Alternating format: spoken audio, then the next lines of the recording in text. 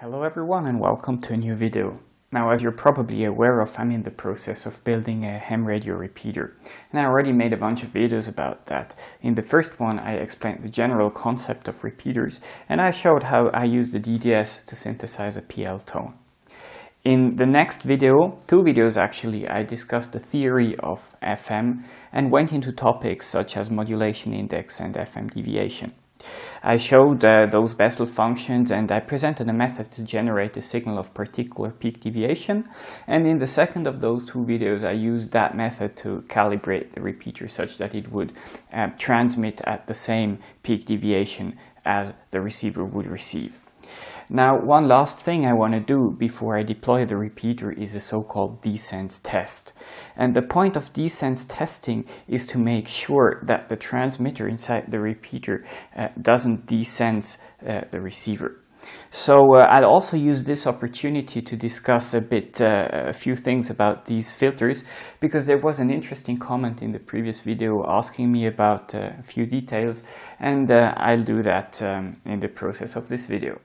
So let's recap the setup that I have. The cable coming from the antenna here goes into this T connector. That's one of those guys here. It's N female on all of the three ports here, and it's just connected all the way through. So there is nothing special about this guy. And this is just used to separate the cable from the antenna into a transmit path and the receive path. So the transmit path eventually ends up at the transmitter, and the receive path ends up obviously at the receiver. Now, there is two filters here in between, and as I said last time, the reason for this filter here is as the transmitter starts transmitting, the signal will not only go into the antenna, but if this were connected directly, would also end up directly at the receiver, and that's obviously not good. So the job of this filter is to attenuate the signal from the transmitter sufficiently, not to cause any weird effects. Furthermore, there is a preamplifier here. Now, this is optional. Some people put this and some people do not, and in the end, actually, I would say it depends on the site you're deploying the repeater to, whether this guy makes sense or not. So this is one of the many decisions that you have to take when you're building up or configuring a repeater for a particular site. The reason for that filter in the transmit path might not be obvious at first glance, and that was actually the question that was asked by somebody in the previous video in the comments. So basically, there is various reasons why you should or might put that filter here. The first one is some repeater sites do have very strict regulations as to what you're allowed to transmit here. If your transmitter output is not clean enough, meaning that it has harmonics, because there will be harmonics. The point is just that if the transmitter is built up properly, the harmonics will be below the legal limit. However, the repeater site might have even a more strict regulation as far as that is concerned. So you might be able to filter those harmonics out. Maybe anything else the transmitter is putting out that it shouldn't might be filtered by this filter. Another slightly more subtle reason to put this filter is obviously the signal is supposed to go from here to here. However, at repeater sites, often there is very strong transmitters nearby transmitting into your antenna. And if you don't have that filter, those signals received by the antenna will end up at the transmitter output, because as it is right now, the signal can go that way, but can also go that way. There is nothing in here to prevent that from happening, and then nasty things will happen, because the signal that gets into the antenna then ends up at your power amplifier of the transmitter and will intermix with itself and with the actual signal transmitted here, and then ugly stuff will happen.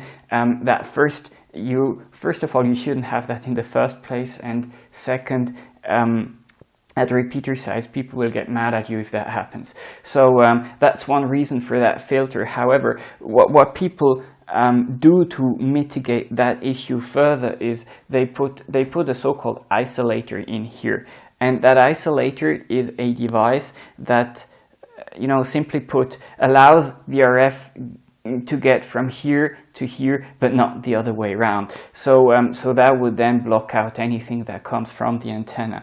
However, these isolators, usually what you do is you take a 3-port circulator and terminate one port into 50 ohms, and these are notorious for creating harmonics by themselves. So there is then even more reason to put that filter here to get rid of the harmonics created by the isolator. Anyway, so there is that. Now, the main point of this video is to run this Desense test. And the idea is that if this filter here is not good enough, is not attenuating the transmitter signal sufficiently, then the signal will make it into that path here and desense the receiver. And what you'll then observe is, if you have a signal getting into the antenna, the receiver will obviously receive that signal, and the transmitter controller will turn on, the repeater controller will turn on the transmitter.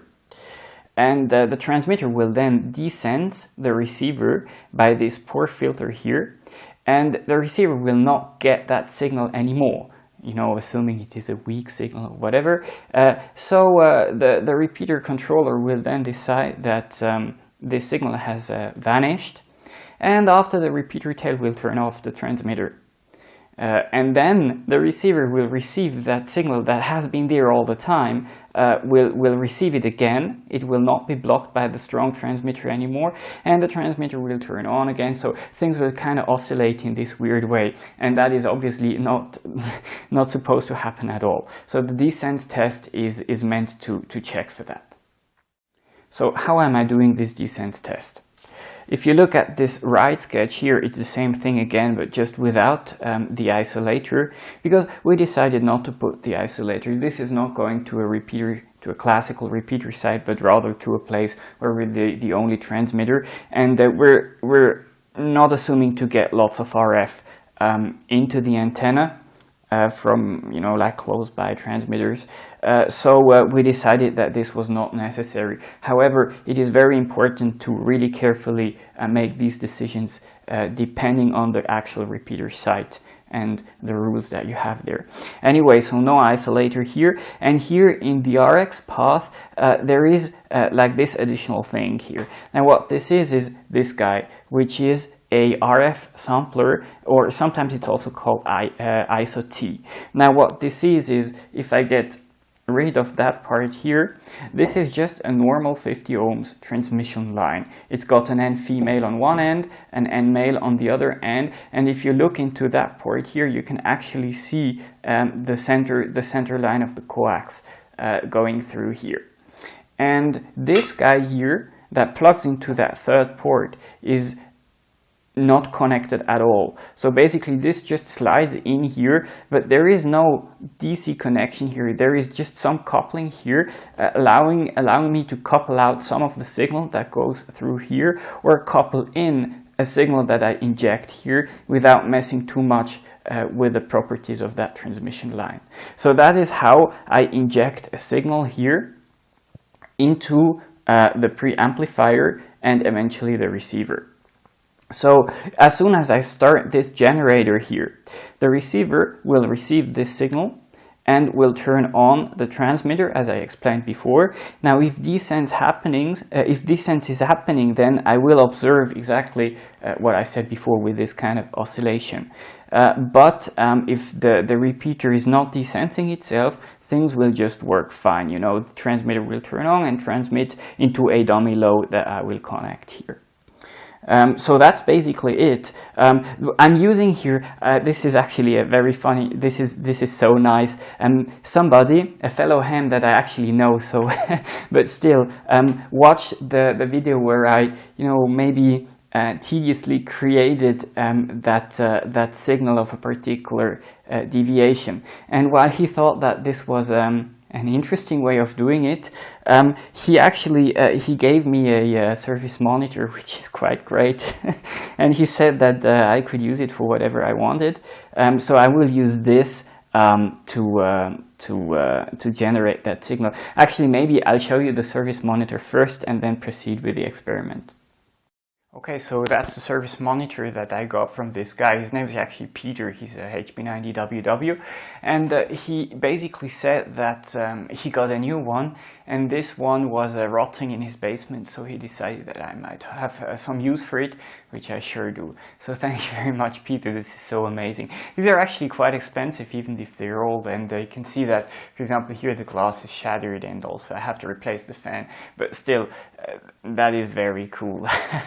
That is so amazing. In case you don't know, these are basically various instruments combined in one. There is a power meter built in, a deviation meter, an RF generator that can modulate in FM and AM at a particular deviation that you can set. There is a crude spectrum analyzer and an oscilloscope, so it's a very versatile instrument to do all kinds of work with radios and repeaters, of course.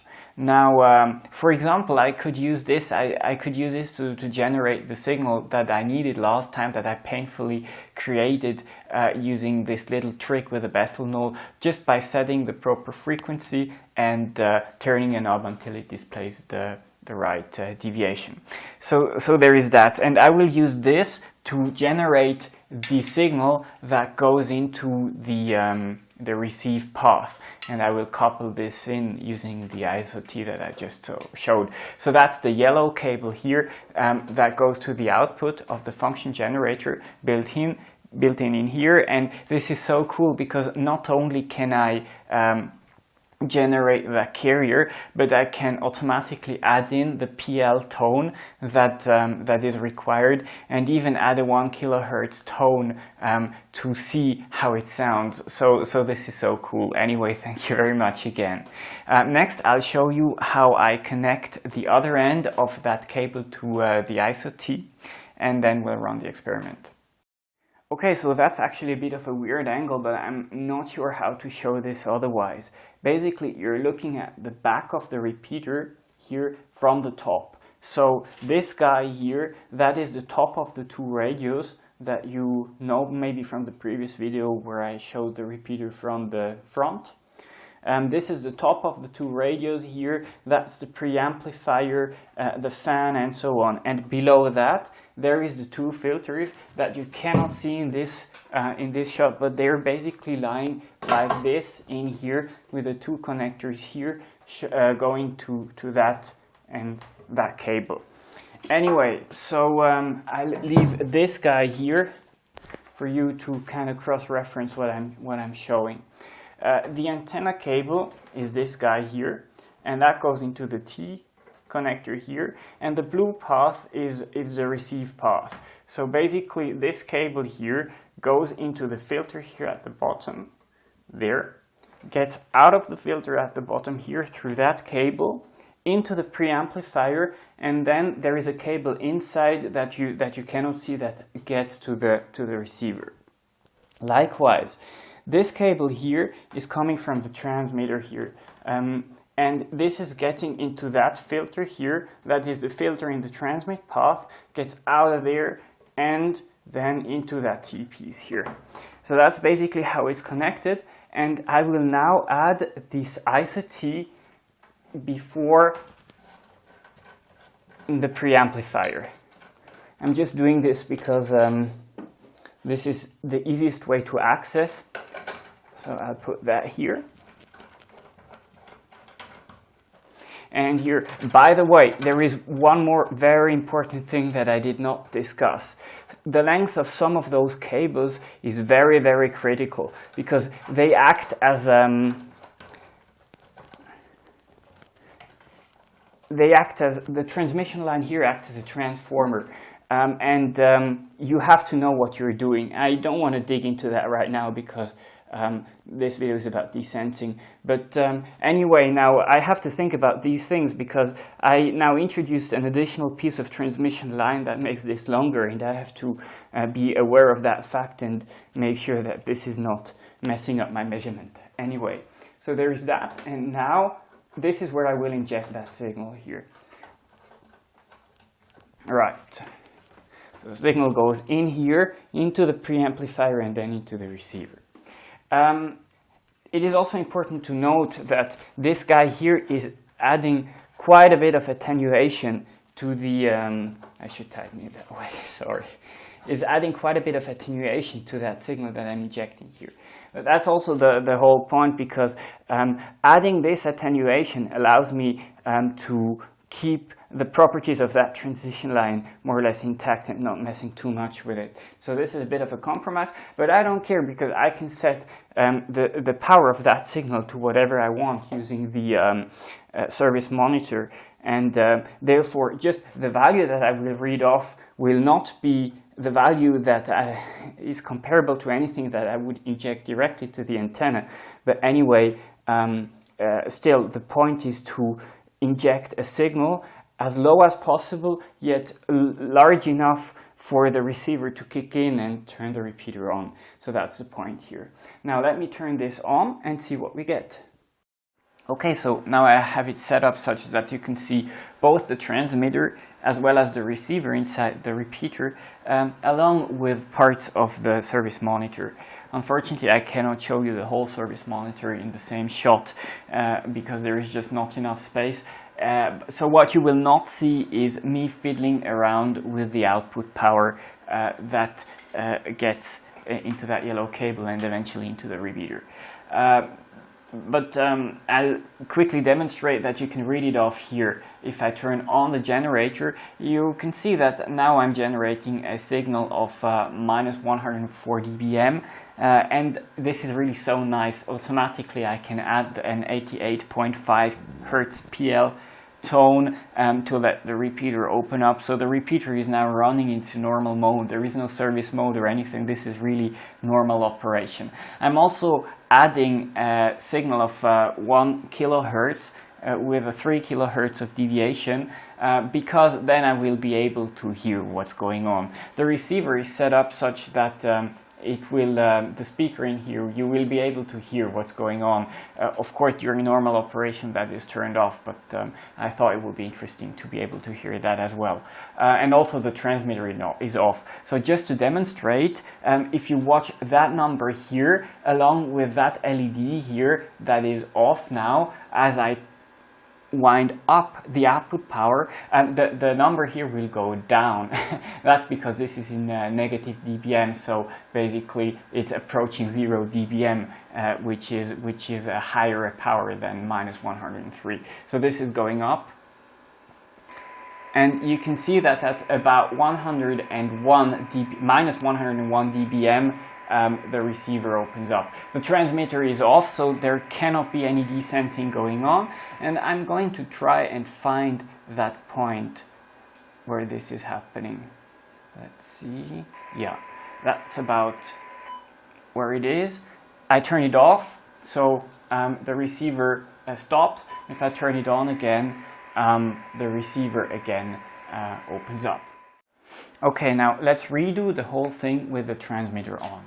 Transmitter is booting, and the only difference you should observe now is that when the repeater action kicks in, this red LED will turn on, because that will indicate that the transmitter is transmitting. It will transmit its load into that dummy load here, and it is important to note that I have to set the transmitter at the output power that I want to use at the repeater site, because obviously as higher the output power here gets, the more work, quote unquote, the filter in the receive path has to do to prevent the receiver from blocking. So I cannot do this at like 5 watts just because I'm trying out things. I really have to do this with the full output power that I will use eventually. Okay, so let's see what happens as I turn the generator on. That is exactly what you should not get. That is a classical case of desensing. Now, watch what happens. The receiver turns on, and this will then trigger the whole repeater action. So obviously the transmitter will go on as well. But as soon as the transmitter goes on, the receiver goes off. Even though I'm adding that signal constantly, so that should not happen. That should, as it did before, that should stay green here as long as the service monitor is running. But that's not the case. Instead, somehow the transmitter throws off the receiver, and this stays red because there is a bit of a repeater tail here. But as soon as that repeater tail is gone, the receiver will receive that signal again. For example, now it just happened, and then the whole cycle will start over again. So that is not good. That is desensing, and if I had deployed the repeater without testing that, I would probably be in for a bit of a surprise. So I'm very happy that I did that, but it means that I have to find the problem. And the first thing I will do is I will check the receive filter, which is actually the guy here at the bottom here, and I will see whether this is for whatever reason out of tune, and if it is, I will retune it and run the experiment again or find another possible cause for this. Okay, so I hooked this up to a spectrum analyzer, and it turned out that indeed this filter, for reasons I do not know, was misaligned. So that just means that it was not able to attenuate the transmitter signal sufficiently, and we got this receiver blocking. So I tried to fix that, and I'll just now run it again and see what we get. Okay, so that's nice. So we see that the receiver is turning on, and as opposed to before, the transmitter can transmit without issues and is not throwing off the receiver. Also note that this is the same output power, so I didn't play any tricks here adding more power to prevent that blocking from happening. So that looks great. I will now reduce the power a little bit. Now the receiver is not able to get that anymore. That's nice, fair enough. And I'll try to wake it up again. Slowly, slowly. And that's about the point where it starts to kick in. And again, no problems at all. So I'm very happy with that, and I think I will deploy the repeater now. While I'm on site, by the way, I will rerun this experiment, because it is important to realize that not only can you get signals from the transmitter throwing off the receiver, but also from the antenna. So that's called a noise test. It's important to rerun the whole thing and see that desensing doesn't happen not only from the transmitter, but also no desensing from the antenna. So far I'm very happy. I hope that was interesting. I say thank you very much for watching, and hope to see you soon for the next one.